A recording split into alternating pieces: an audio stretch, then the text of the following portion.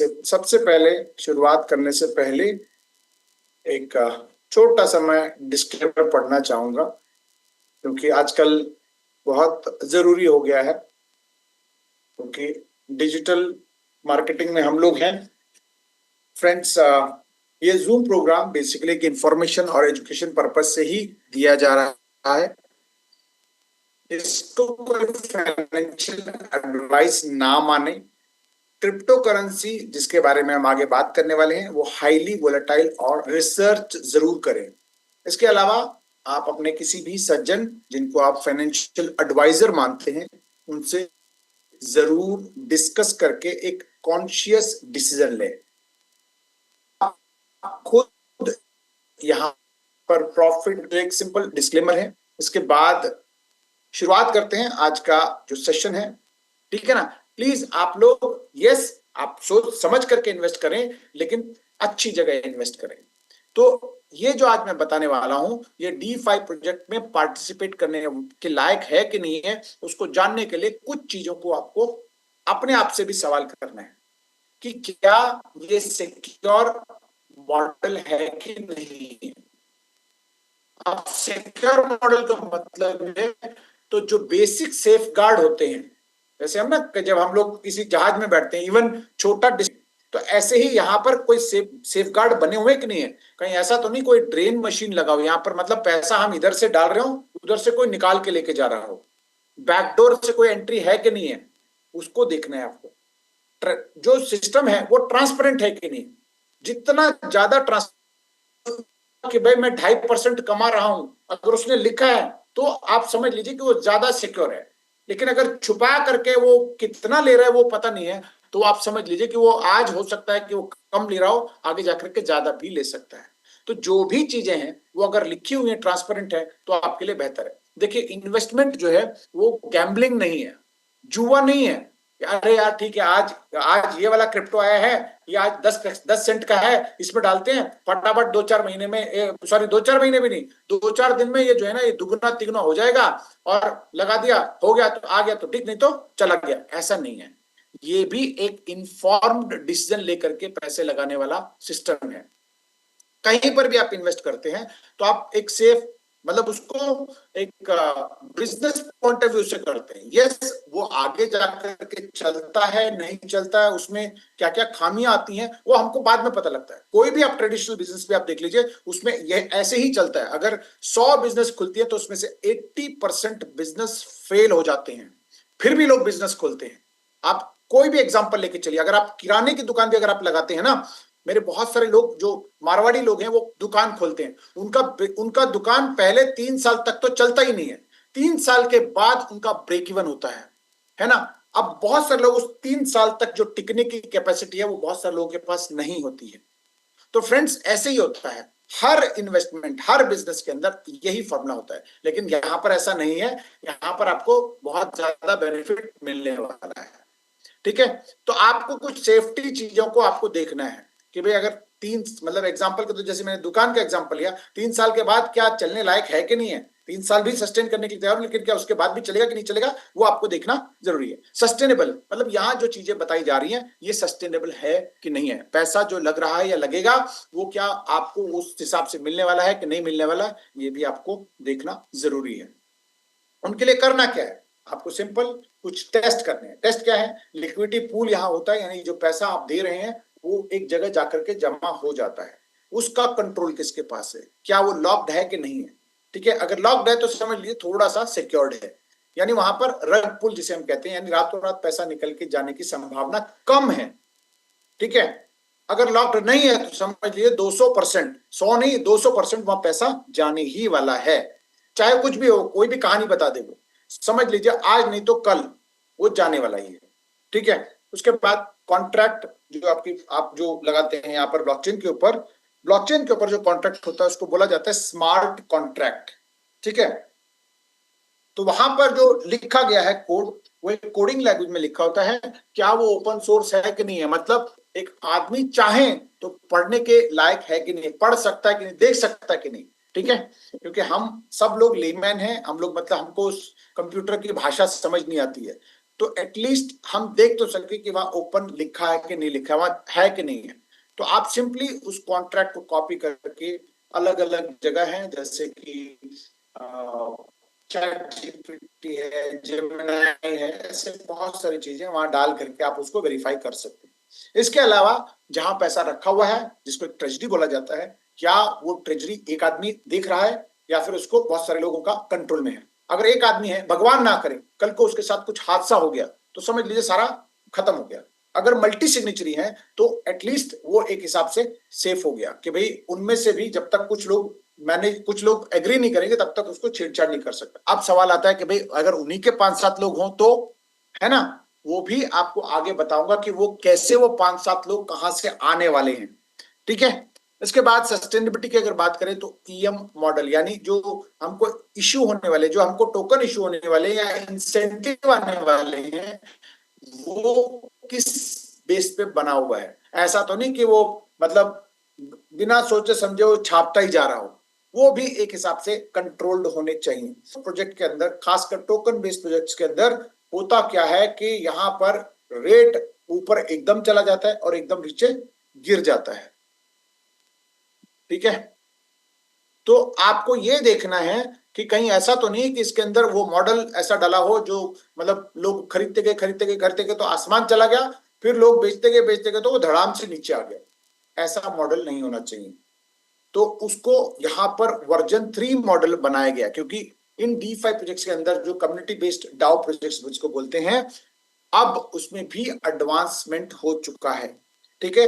जैसे कि आप कारों के बारे में जानते हैं, पहले पेट्रोल डीजल के हुआ करते थे, अब टेक्नोलॉजी एडवांस हो गई, अब बिजली से भी बैटरी से भी गाड़ियां चलती हैं, है ना। तो ये जैसे एडवांसमेंट हो गया, तो ऐसे ही इनमें भी एडवांसमेंट हो गया। खराब पेट्रोल डीजल वाले भी नहीं थे कार, ठीक है, उनमें भी बहुत सारी इंप्रूवमेंट हुई। शुरू शुरू की गाड़ी, जो डीजल की गाड़ी होती थी, उसको तो पहले 5-7 मिनट तो गर्म करना पड़ता था, है ना। तो उसके बाद अब जो डीजल गाड़ी आ रही है, वो तो एक हल्के से सेल्फ मारेंगे तो स्टार्ट होती है और उसका आपको पता नहीं चलता कि डीजल है कि पेट्रोल है। ठीक है, उसमें भी इंप्रूवमेंट होता गया। तो ऐसे ही यहाँ पर वर्जन 1 से आज वर्जन 3 पे हम लोग आ चुके हैं। उसके अंदर आरबीएस मॉडल डाला गया है। वो आरबीएस मॉडल करता क्या है? Reserve base stabiliser. ठीक है, वो बेसिकली प्राइस को एक स्टेबिलिटी देता है। कैसे देता है मैं आगे आपको बताऊंगा। ठीक है, तो इस तरह के सस्टेनेबिलिटी के भी कुछ मॉडल्स यहाँ पर बने हुए हैं। ये सब चीजें आप इवेल्युएट कर सकते हैं, बहुत ही आसान है।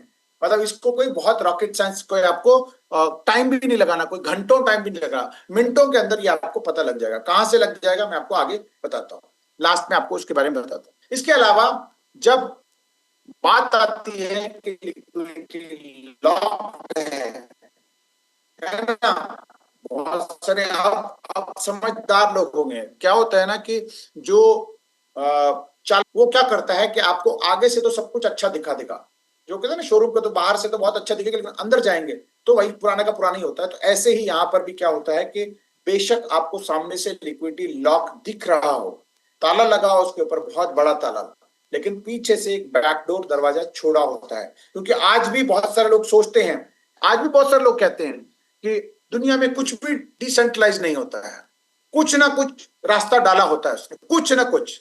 जब जिसने बनाया, किसने तो बनाया है, वो कुछ ना कुछ डाला होता है। ऐसा कुछ भी नहीं है फ्रेंड्स। जब DeFi प्रोजेक्ट की अगर बात होती है तो वो DeFi है, डिसेंट्रलाइज फाइनेंस है, तो डिसेंट्रलाइज फाइनेंस है। उसने अगर ओनरशिप छोड़ दिया है तो समझ लीजिए ओनरशिप छोड़ दिया। ये मेरे कहने या आपके कहने से नहीं, इसको हम वेरीफाई कर सकते हैं, है ना। अब अगर वेरिफिकेशन में हमको हमको दिख रहा है कि भैया उसने ओनरशिप खत्म कर दी है, तो आप कोई जिद लेकर के बैठे कि भाई नहीं, इसका तो ओनर कोई ना कोई होगा।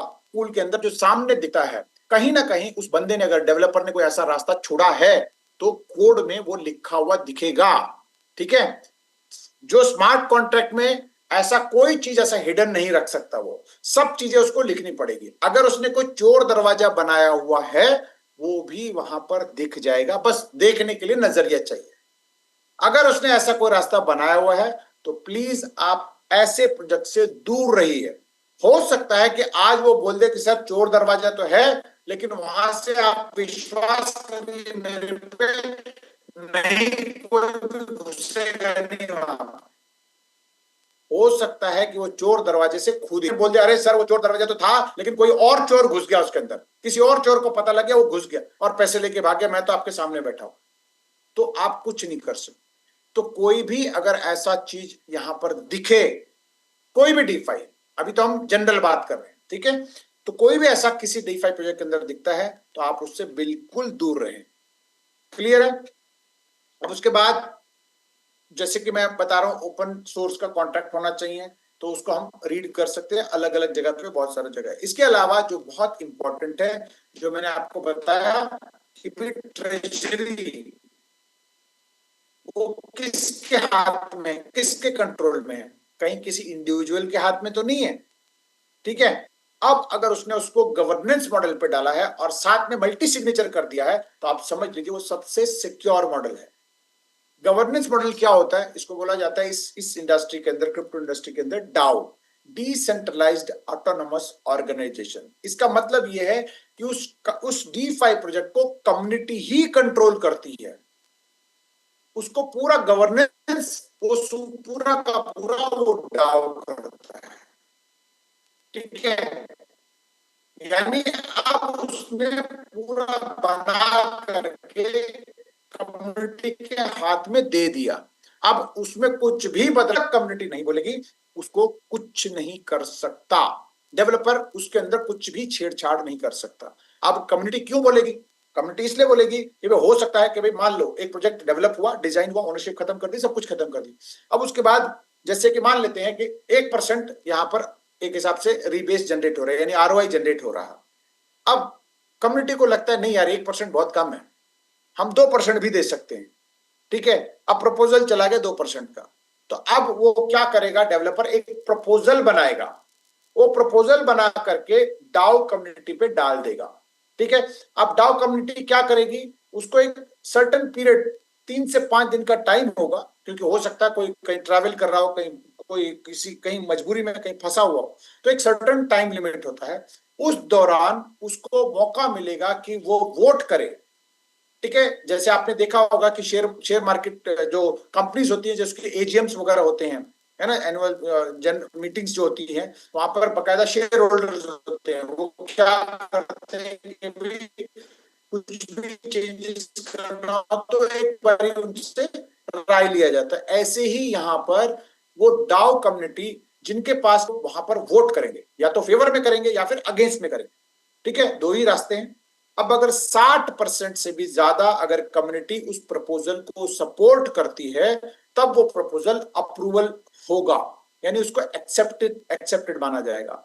उसके बाद ऑन चेन सब चीजें आपको ऑन चेन ही दिखेंगी, और उसके बाद वहां पर कुछ लोगों को, उन्हीं जो वोटर्स जिन्होंने वोट किए हैं, उनमें से कुछ लोगों को, यानी 7 लोग या 9 लोग या 5 लोग रैंडमली सेलेक्ट करेगा, ठीक है। वहां पर वो जिस डेवलपर ने बनाया उसको नहीं मिलेगा, वो उसको परमिशन मिल भी सकता, नहीं भी मिल सकता, आपको आपको भी मिल सकता, मुझे भी मिल सकता, कोई भी वहां पर लगभग 7 या 9 या 5 एक एक ऑड नंबर वाला सिग्नेटरीज को वो चुनेगा।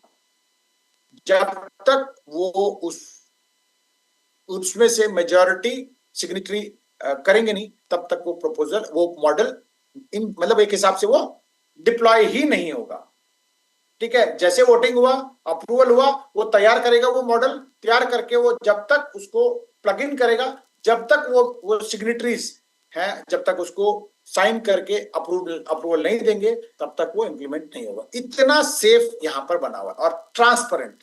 तो ये होता है डाउ का एक हिसाब से सारा कुछ सिस्टम। ज्यादा डिटेल में जानना हो तो आप ऑब्वियसली ऑनलाइन आपको बहुत सारे मिल जाएंगे, डाउ क्या होता है, कैसे वोटिंग होती है, क्या क्या वहां पर करना पड़ता है, ठीक है। इसके बाद डी5, जैसे मैंने कहा डिसेंट्रलाइज फाइनेंस, जैसे मैं अभी बता रहा था कि डी5 कुछ होता ही नहीं, डिसेंट्रलाइज फाइनेंस कुछ होता ही नहीं। डिसेंट्रलाइज फाइनेंस का मतलब है उसके ऊपर सिर्फ और सिर्फ कम्युनिटी का कंट्रोल है, इसके अलावा और कोई यहां पर नहीं होता है। आपको मैं एक एग्जांपल बताता हूं, आवे एक ऐसा प्रोडक्ट है जो डिसेंट्रलाइज फाइनेंस में है, डी5 के अंदर, ठीक है, जहां पर लेंडिंग और बोरोइंग होता है, यानी वो उधार देते हैं और हम लोग उसमें पैसे रखते हैं, तो हमको उसमें इंटरेस्ट मिलता है, ठीक है। इसके यहाँ पर 70 लगभग 70 बिलियन डॉलर रखा हुआ है।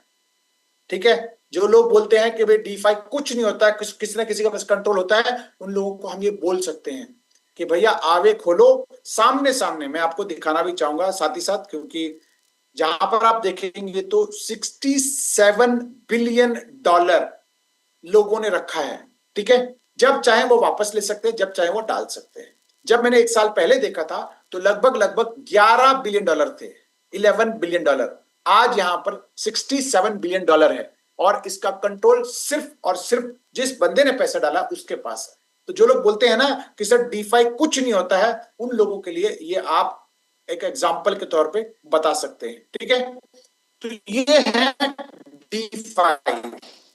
ठीक है, आज डीफाई का मतलब बहुत ज्यादा बताने की जरूरत नहीं है। इवन पैनकेक स्वैप है जो कि डीफाई पे है, यूनिस्वैप फाइनेंस है जिसके ऊपर किसी डेवलपर का कंट्रोल नहीं है, वो सिर्फ उसमें उस टेक्नोलॉजी को इंप्रूव कर सकता है, लेकिन जो आपका पैसा है उस पैसे में से एक पैसा वो नहीं ले सकता है। इतना स्ट्रॉन्ग प्रोटोकॉल बनता है डीफाई का। ठीक है, वहां पर जो है ना, कोई कहीं पर भी अगर कोई इधर उधर करने की उसको गुंजाइश नहीं होती पैसे का, तभी इतने सारे लोग उन चीजों के ऊपर ट्रस्ट करते हैं। ऐसा ही एक प्रोजेक्ट जो डीफाई का हम लोगों का बन के हमारे सामने आया हुआ है। यहां पर भी पैसा कोई 1 रुपया कोई माइकल लाल लेके नहीं जा सकता है। यहाँ पर पैसा लेने वाले हम कम्युनिटी लोग ही हैं, कम्युनिटी के लोग ही उस पैसे को ले सकते हैं। ठीक है, तो ये है टोटल एक हिसाब से डीफाई का एक अंडरस्टैंडिंग। ठीक है, क्योंकि बहुत सारे लोगों को डीफाई बोलते ही, क्योंकि बहुत सारे पूरे पुराने टाइम में कलकत्ता के शजामल भाई उन्होंने बोला सर कि जब आप पोस्टर भेजते हो ना जूम का, तो उसमें डीफाई मत लिखो, क्योंकि लोग डीफाई के नाम से डरते हैं। लेकिन डीफाई एक कामयाब मॉडल है। ठीक है, चलिए अच्छी बात है, लोग डरते हैं क्योंकि डीफाई के नाम से लोगों ने ठगा है बहुत सारे लोगों को। हम भी ठगे हैं, हम आई मीन हमको भी ठगा गया है।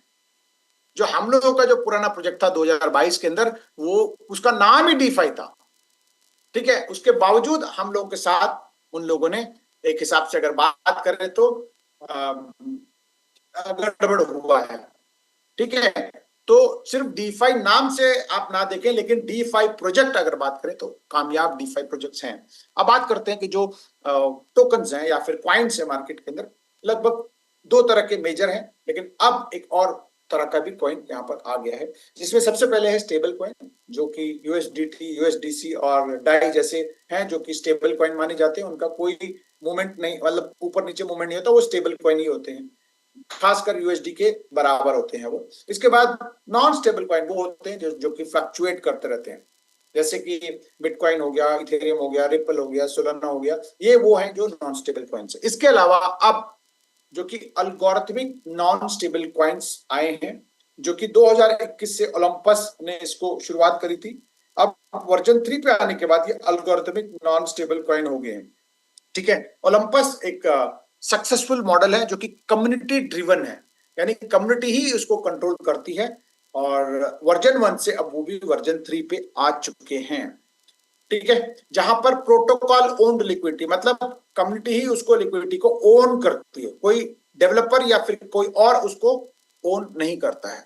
अब यहां पर क्योंकि कम्युनिटी ही सब कुछ है, तो वहां पर ऐसा मॉडल डालना चाहिए कि भाई उसको एमिशन मॉडल बोलते हैं, यानी जो कमीशन जो हम लोगों को आने वाला है, जो इंसेंटिव्स हमको आने वाले हैं, उसको भी एक रेगुलेट किया गया है, ताकि प्राइस आपका कोई ऐसा ना हो कि कम चला जाए या बहुत हाई चला जाए। ये जब मैंने जो भी जनरेट होता है, सबसे पहले उसको फ्लोर प्राइस, मतलब एक कैलकुलेशन के तौर पे बनाया जाता है, एक एल्गोरिथम डाल करके उसमें कैलकुलेट किया जाता है कि भाई पैसा कितना है लिक्विडिटी पूल में और उनकी ट्रेजरी में, उसको देख करके कितने टोकन मार्केट में है, वो निकल करके आता है आपका फ्लोर प्राइस। जैसे सर्कल रेट जब आप प्रॉपर्टी के अंदर देखते हैं, सर्कल रेट एक होता है, लेकिन सर्कल रेट में कभी भी प्रॉपर्टी आपको एक अर्बन एरिया में जहां जहां आबादी है वहां नहीं मिलता है। हमेशा उससे कई गुना एक्स्ट्रा ही मिलता है। यहाँ पर भी फ्लोर प्राइस के मुकाबले करंट प्राइस अगर देखेंगे तो 4 से 7-8 गुना ऊपर ही मिलेगा। अभी अगर मैं अपनी प्रोजेक्ट की बात करूं तो लगभग $12 के आसपास का फ्लोर प्राइस है, करंट प्राइस लगभग $40 के आसपास चल रहा है। ठीक है, अब बात करते हैं जो आरबीएस से। ठीक है, वो आरबीएस का काम क्या है?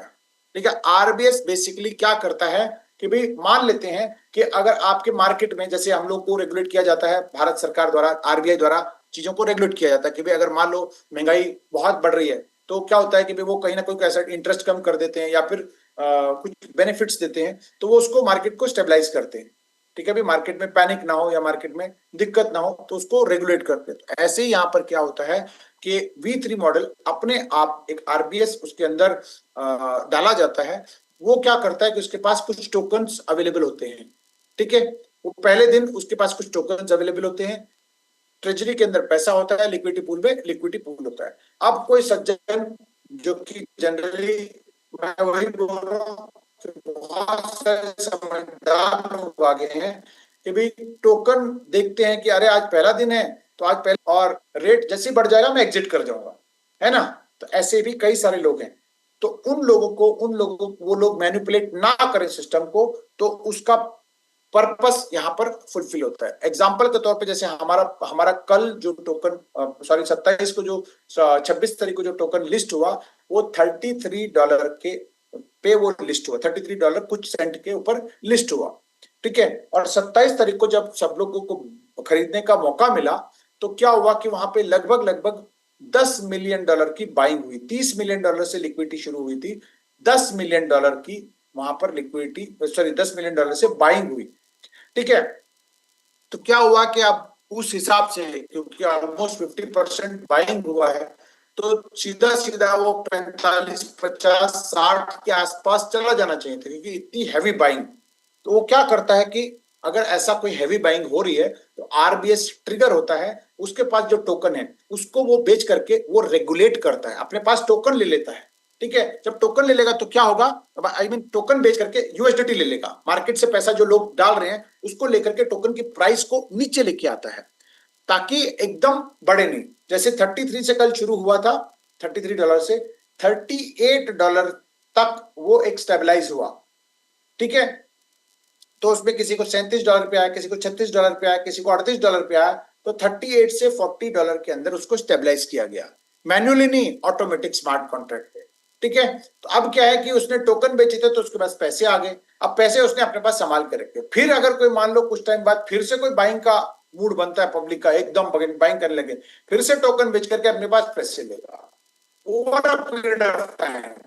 मान लेते हैं कि कुछ टाइम बाद, 4-6 महीने बाद, जिसने इनिशियली बाय किया था, ठीक है, उसको लगा कि भाई अब ये ठीक है, मैं $1, $2, $5 प्रॉफिट में हूं, या फिर मेरे को लगता है कि मेरे को एग्जिट होना चाहिए, तो वो क्या करेगा, वो टोकन सारे के सारे बेच देगा। अब जब बेच देगा तो क्या होगा, मार्केट में एक करेक्शन आएगा। या फिर मान लेते हैं कि उसके पास बहुत ज्यादा टोकन थे, उसने बेच दिया, तो क्या होगा, मार्केट में एक हिसाब से गिर जाएगा, रेट कम गिरना शुरू हो जाएगा। तो जब गिरना शुरू हो जाएगा तो अगेन आरबीएस क्या करेगा, जो उसके पास पहले से टोकन बेच के जो यूएसडीटी थे उसको यूएसडीटी से फिर से टोकन बाय करेगा। अब मान लेते हैं कि 45 का रेट चल रहा था, सीधा 36 पे आ गया, गिरते गिरते गिरते गिरते, तो क्या करेगा, आरबीएस को वहां पे कमांड देगा, अपने आप स्वैप में जाएगा वो पैसे लेकर के और वहां से बाय करना शुरू कर देगा, ताकि रेट को अगेन 40, 42, 43, 45 के आसपास स्टेबलाइज कर सके। तो ये एक यूनिक और बहुत ही अमेजिंग मॉडल आरबीएस का डाला है, जो कि मार्केट के अंदर आपको किसी भी वर्जन में, सिवाय ओलंपस वर्जन 3 को छोड़ दें, तो किसी के पास भी नहीं है। क्योंकि रेट स्टेबलाइज करना बहुत जरूरी है, क्योंकि पब्लिक का पैसा है, मान लो ऊपर चला गया फिर रातों रात गिर गया तो पब्लिक का नुकसान होने के चांसेस होते हैं। तो यहां पर उसको एलिमिनेट किया गया है। तो ये है एक हिसाब से एक अमेजिंग चीज, क्योंकि जैसे मैं वही कह रहा हूं कि भाई रेट ऊपर चला गया, भाई कम रेट से शुरू हुआ, जो वर्जन 1 में होता था कि भाई सब लोगों को रख दिया भैया, एक $1 से शुरू हो रहा है, अब कम्युनिटी में लोग बाय करते गए, रेट चला गया $1000, $1400, अब उसके बाद लोग बेचना शुरू कर दिए तो रेट गिरने लग गया। बट यहाँ पर वर्जन 3 के अंदर ये पॉसिबल नहीं है। यहाँ पर आरबीएस मॉडल है, ईएम मॉडल है, यानी पूरा लगभग लगभग 300 स्मार्ट कॉन्ट्रैक्ट इसको इंटीग्रेट किए गए हैं, लगभग 300 कॉन्ट्रैक्ट, ठीक है, वर्जन 3 के अंदर, जो एक दूसरे के साथ इंटरैक्ट करते हैं, एक दूसरे के साथ कॉम्बिनेशन में काम करते हैं, और साथ में एआई का मॉडल डाला गया है, जिस वजह से चीजें यहाँ पर बहुत ही अमेजिंग यहाँ पर बन के सामने आई हैं। इन समराइज कर दूं तो बेसिकली यहाँ पर आपको एक वर्जन 3 मॉडल के अंदर सिक्योरिटी, सस्टेनेबिलिटी है, और आपके पास अगर बात करूं तो एक मिंटिंग मॉडल है, इमिशन मॉडल है, आरबीएस है स्टेबलाइज करने के लिए, ट्रेजरी का इनफ्लो आउटफ्लो आप ट्रैक कर सकते हैं, गवर्नेंस मॉडल है मल्टी सिक के तौर पर, ठीक है। इसके बाद बात करते हैं आर्क। आर्क क्या है? आर्क बेसिकली एक एआई का सिस्टम बनाने वाला एक पूरा मॉडल है, जहां पर 50 से ज्यादा मॉडल आने वाले टाइम में आपको दिखने वाले हैं, ठीक है, और जिसमें कि फाइनेंस से रिलेटेड, क्रेडिट से रिलेटेड, गवर्नेंस से रिलेटेड बहुत सारी चीजें आपको देखने को मिलने वाली है, प्लस डिसेंट्रलाइज तरीके से लेंडिंग का भी इनका काम होने वाला है। बेसिकली आर्क का जो है, अगर बात करूं तो D5 और एआई का कॉम्बिनेशन है, D5 बना दिया है उसको, जो कि एआई आज की डेट में बहुत ही इंपॉर्टेंट है और बहुत हर जगह एआई घुसा हुआ है, ठीक है ना, और यही आपको आगे जाकर के बहुत चीजें मिलने वाली है। अब इसको बनाने में किसका हाथ है? ठीक है, मैं आपको बता दूं, ये ओनर नहीं है, ये एक डेवलपर है, ठीक है। इसका आइडिया, क्योंकि ओलंपस डाओ में एक कोर टीम में ये थे, इसका नाम है कामिलो हिप्पोलिटो, उनका विजनरी चीजों ने, इन्होंने पूरा डिसेंट्रलाइज गवर्नेंस मॉडल डिजाइन किया हुआ है, ठीक है, जो कि बहुत सारी चीजों को इन्होंने डिजाइन किया है, उसमें से ये भी एक प्रोजेक्ट डिजाइन किया। इनका ओनरशिप नहीं है, ये मालिक नहीं है इसका, ठीक है, तो ये आप ध्यान दीजिए। और अगर ये चेहरा नहीं भी होगा तो भी कोई दिक्कत नहीं है। यस, हम लोगों को चेहरा देखने की आदत है, इस वजह से मैं आपको बता रहा हूं कि ये सज्जन है जो इसके पीछे इन्होंने कॉन्ट्रैक्ट को डिप्लॉयज किए हैं।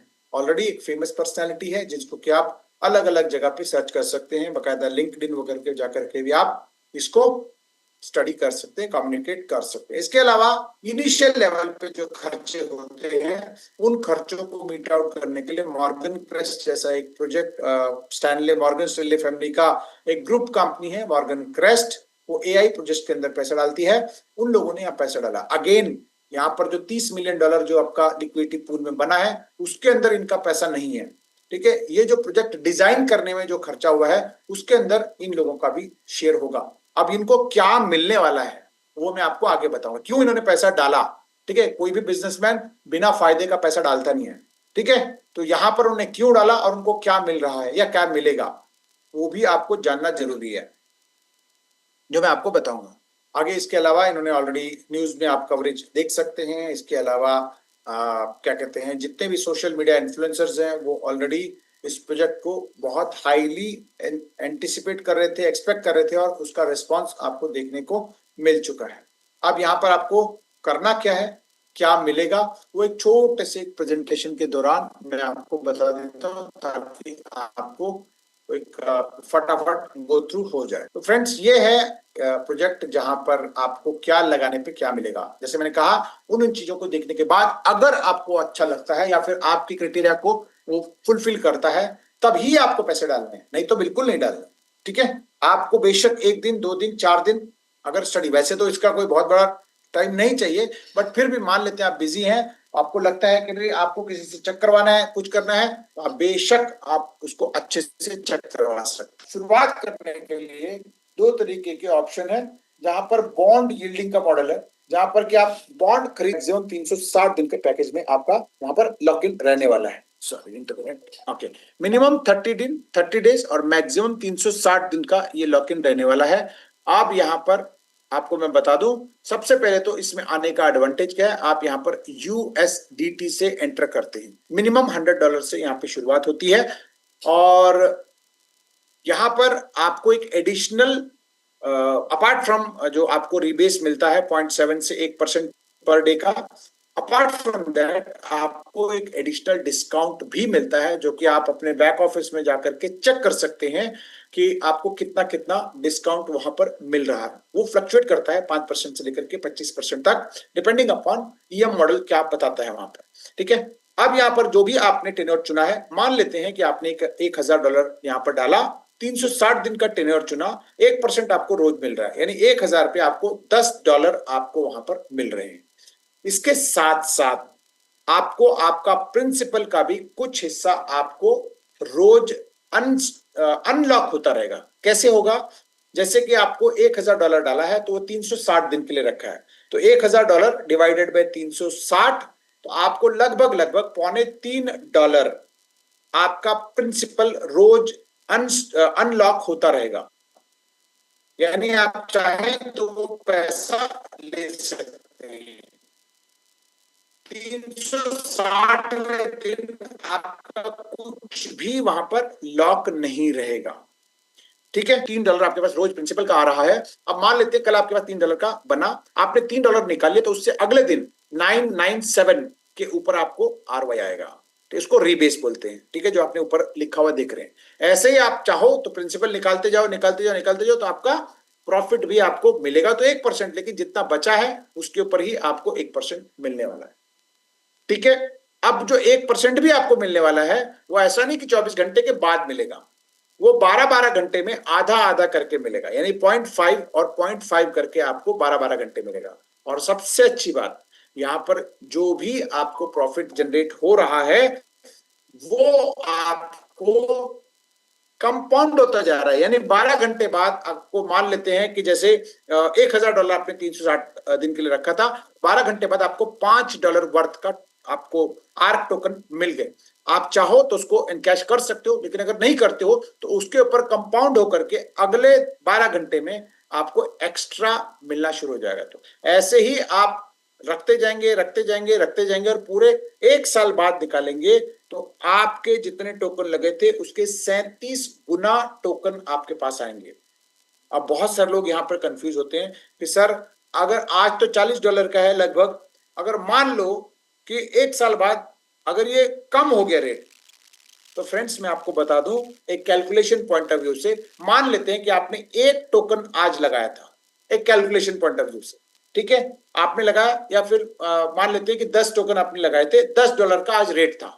ठीक है, आज $10 का रेट था, आपने $100 यहां पर लगाए, यानी 10 टोकन आपने स्टेक किया और 1 साल के लिए आप भूल गए।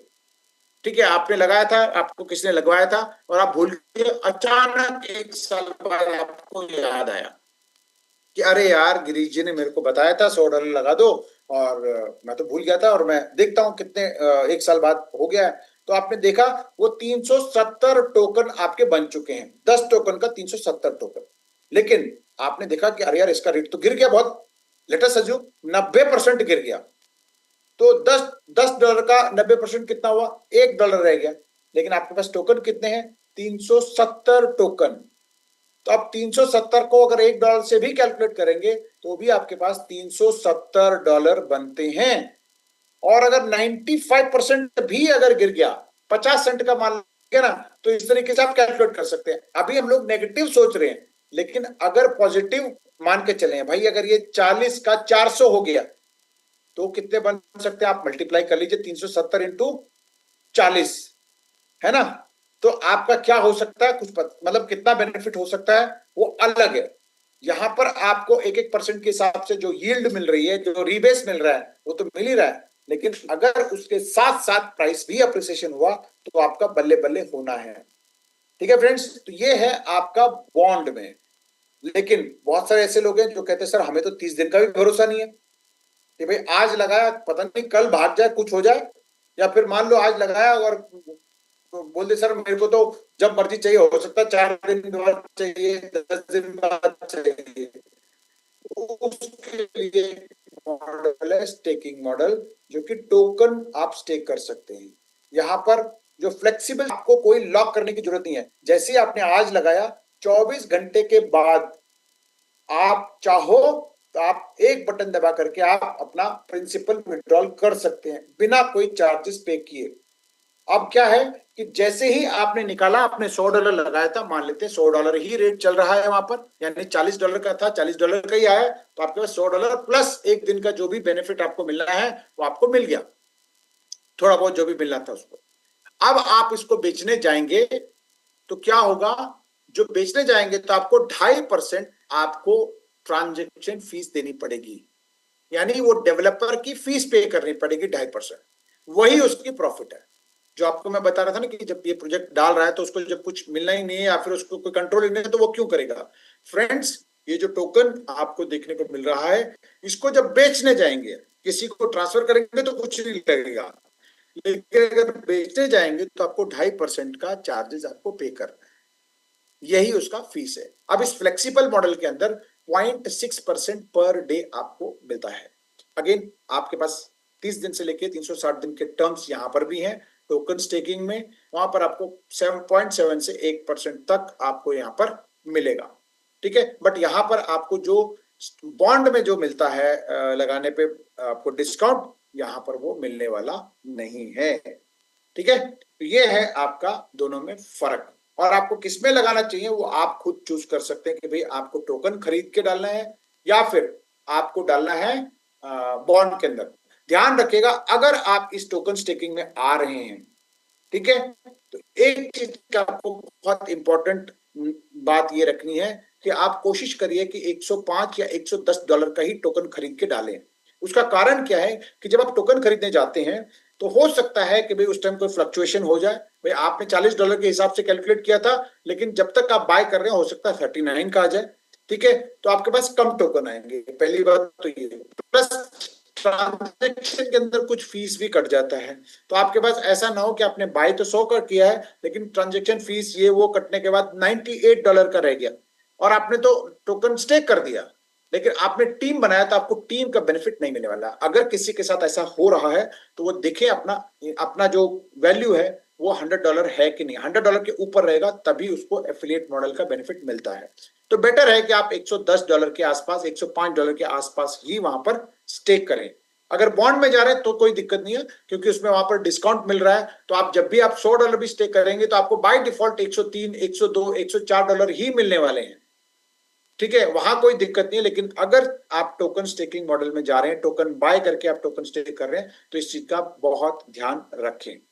ठीक है, इसके बाद अगेन यहाँ पर एक डिफ्लेशन मैकेनिज्म है जो आपको कंट्रोल करता है सारी मैकेनिज्म को। इसके अलावा ये जो मैंने आपको बताई दिया, मिनिमम $100 से आप आ सकते हैं। ऑटो कंपाउंडिंग होता है 0.6 से लेकर के 1% पर डे आपको एज अ रिबेस मिलता है। इसके अलावा 8 से 37 गुना तक अगर आप 1 साल तक होल्ड करते हैं तो आपको ये बेनिफिट मिलने वाला है। इसके बाद यहाँ शुरू होता है आपका सिटीजन रेफरल रिवॉर्ड। मतलब आप अगर कुछ लोगों को रेफर करते हैं, जो कि कंपलसरी नहीं है, ध्यान रखिएगा कंपलसरी नहीं है, अगर करते हैं तो आपको एक एडिशनल इंसेंटिव मिलता है। यानी उनको जितना रिवॉर्ड मिल रहा है उसका 10% आपको मिलने वाला है। ठीक है, आपको 10% मिलता है। आप जितने लोगों को डायरेक्टली रेफर करते हैं उन सब का ROI का 10% आपको मिलता है। अब आई एम श्योर उसके नीचे भी बहुत सारे लोग जिनको आप रेकमेंड कर रहे हैं वो भी आगे कुछ लोग रेफर करेंगे। यहाँ पर फ्रेंड्स पहले डायरेक्ट का ही आपको 10% का 10% मिलता है। अगर आपको आगे लेना है तो आपको थोड़ा सा टीम को बढ़ाना पड़ेगा। वो टीम बढ़ाना क्या है, बहुत ही आसान है। $5,000 का साइड बिजनेस। अब ये साइड बिजनेस क्या होता है, आपने मान लो 5, 6, 10 लोगों को इंट्रोड्यूस किया है और फिर उनका खुद का ज्यादा इन्वेस्टमेंट हो सकता है। अगेन मैं बता रहा हूं, आपने हो सकता है 5 से 10 लोगों को इंट्रोड्यूस कर दिया होगा या फिर कम लोगों को इंट्रोड्यूस कर दिया होगा, जितने भी लोगों को किया है। तो मान लेते हैं कि उनमें से कोई एक सज्जन है जिन्होंने थोड़ा ज्यादा इन्वेस्टमेंट किया, बाकी सब थोड़े थोड़े थोड़े करके इन्वेस्टमेंट किए हैं। तो वो जो ज्यादा इन्वेस्टमेंट किया या ज्यादा इन्वेस्टमेंट जिस लेग में है उसको काउंट नहीं किया जाएगा रैंक लेवल के लिए, रैंक के लिए।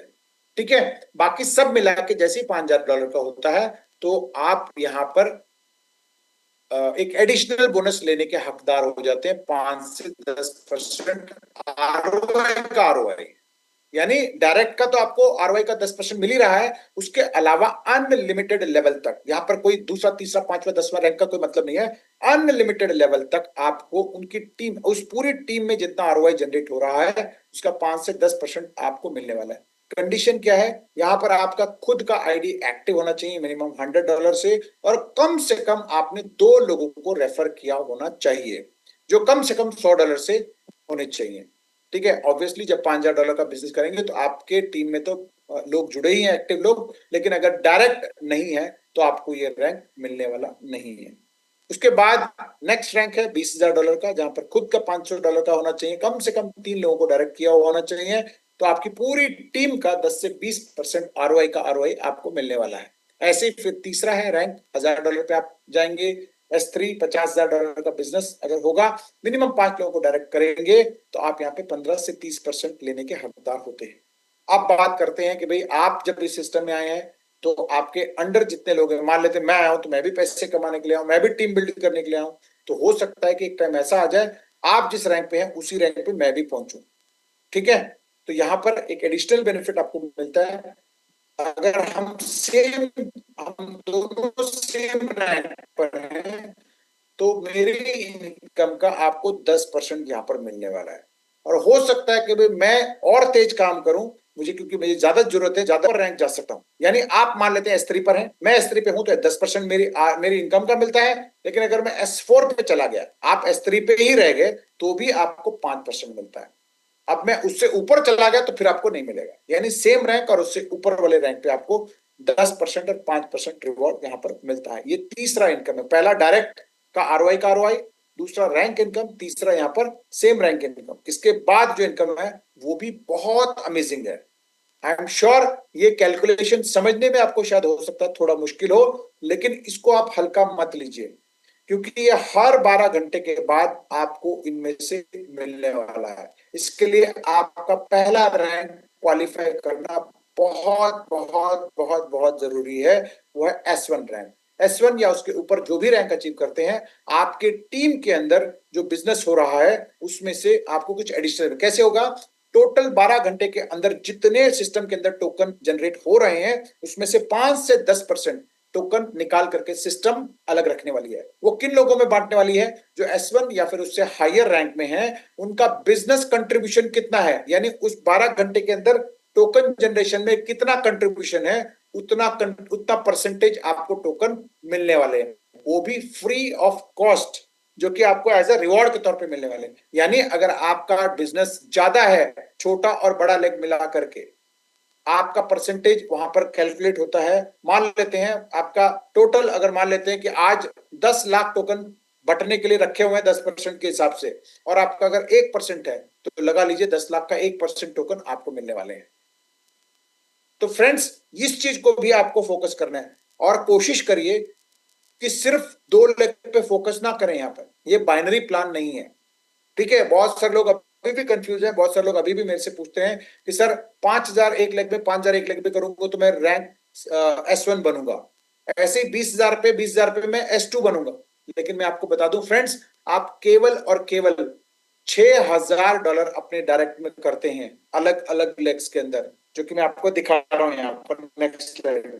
ठीक है, आप ये देखिए, केवल $6,100 का खुद का डाल के या फिर टीम का बना करके आप S1 बन सकते हैं। अगर 5 डॉलर, ठीक है, $10,000 देंगे, 5 एक में तब आप S1 बनेंगे। लेकिन यहां पर आप सिर्फ हजार के, अगर आपने 6 लोगों को इंट्रोड्यूस कर दिया, तो एक लेग आपका बड़ा लेग माना जाएगा और बाकी 5 को मिला के आप बन गए S1। ऐसे ही अगर आप ऐसे ही आप $21,000 का आप फ्रंट में अलग अलग लेग में करते हैं, 1,000 का, तो आप S2 बन जाते हैं। अदरवाइज आपको 40,000, 20 एक साइड में, 20 एक साइड में, अगर आप 2 लेग फोकस करके चलेंगे तो कोई भी यहां पर आप चीज देख लें।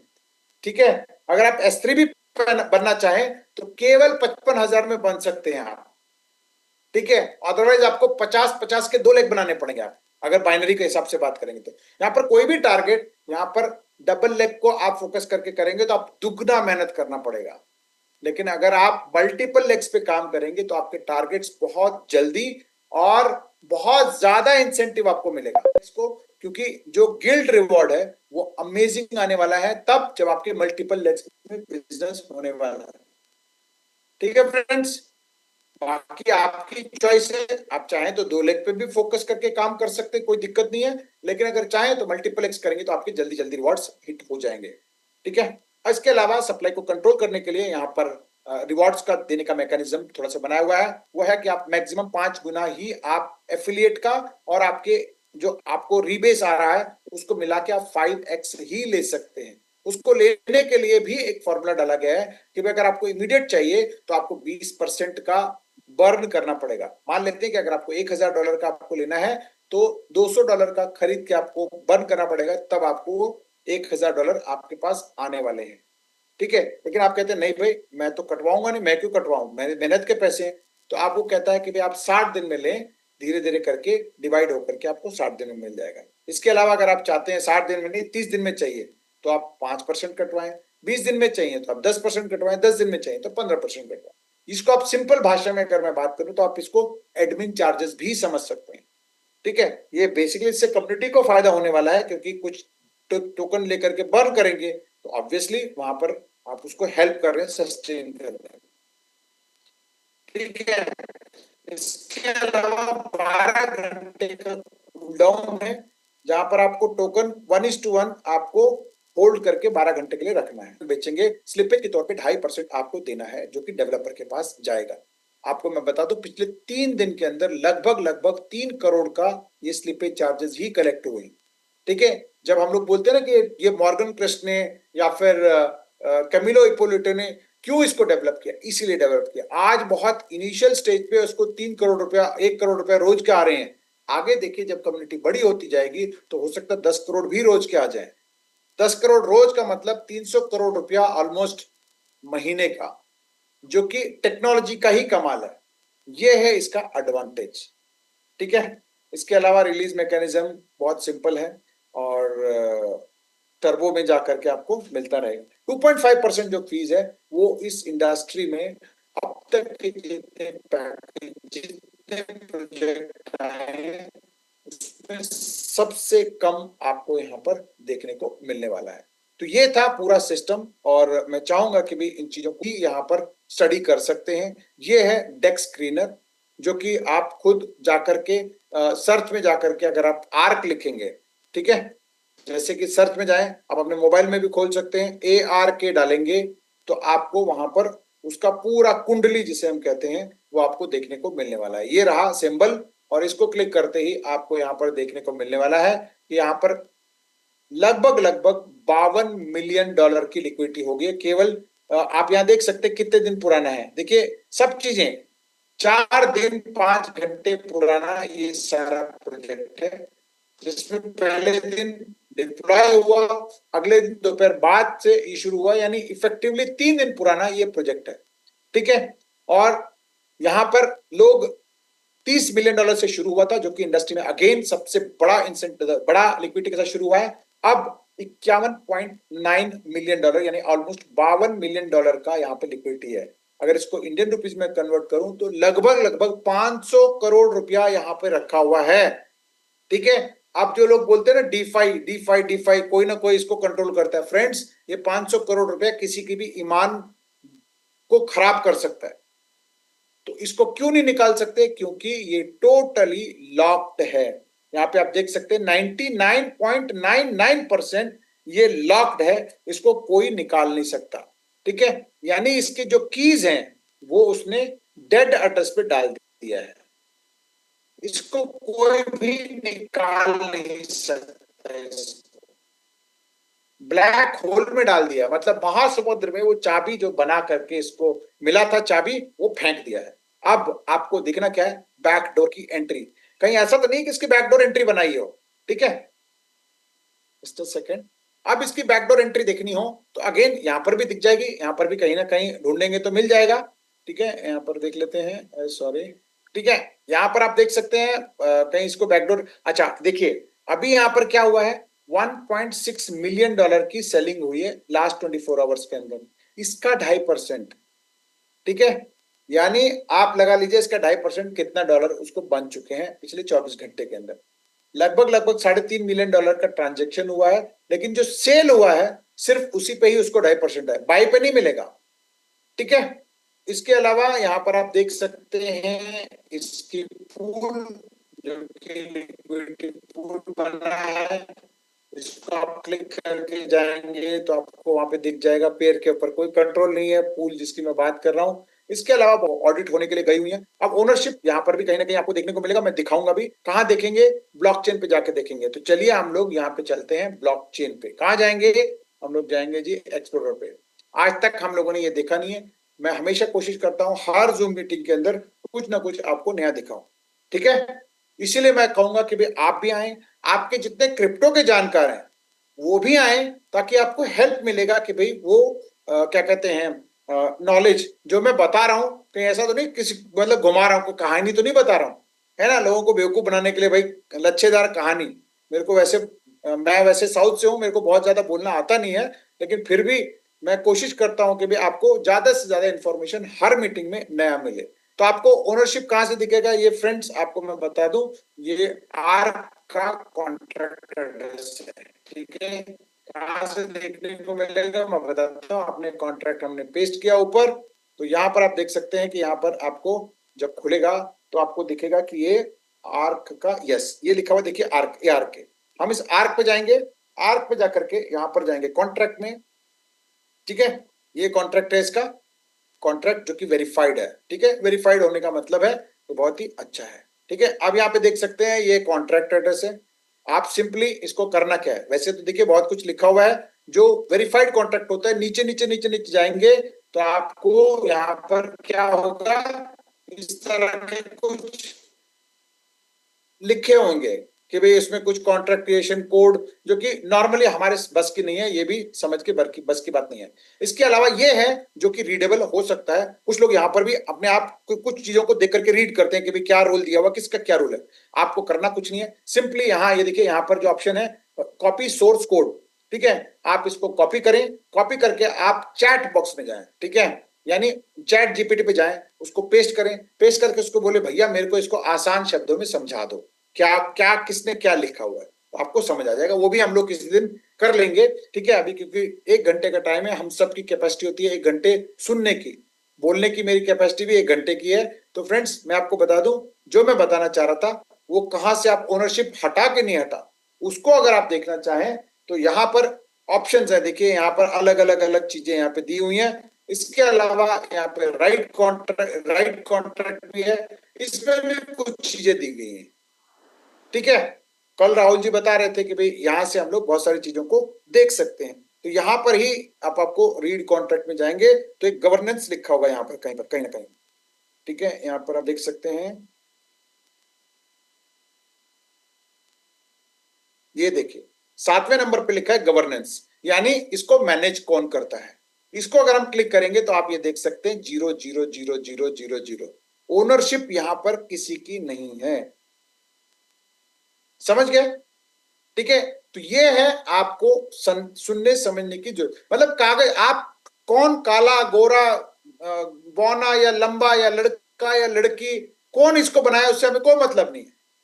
चीजें हमको देखने के, जो देखने पे जो चीजें हमको दिखनी चाहिए वो है कि नहीं है। अब आपको लगेगा कि अरे यार ये गवर्नेंस क्या होता है, तो आप कोई भी एक और प्रोडक्ट जैसे आवे है, ठीक है, आवे डॉट ए आई करके है, क्योंकि हर एक जो टूल्स बने हुए हैं कहीं ना कुछ एडिशनल ही इंफॉर्मेशन मिलता है, ऐसा नहीं कि डेस्क स्क्रीनर पे सब कुछ मिलता हो, ठीक है।